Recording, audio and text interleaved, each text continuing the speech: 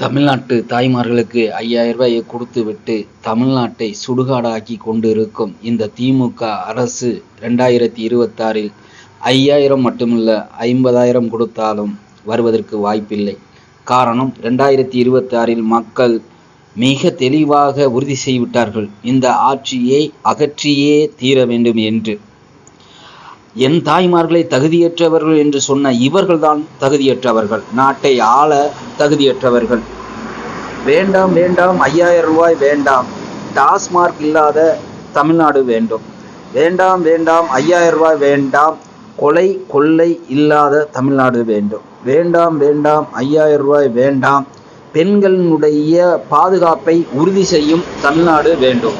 வேண்டாம் வேண்டாம் 5000 ரூபாய் வேண்டாம், கஞ்சா இல்லாத தமிழ்நாடு வேண்டும். வேண்டாம் வேண்டாம் 5000 ரூபாய் வேண்டாம், சட்ட ஒழுங்கை சீர் செய்யும் தமிழ்நாடு வேண்டும்.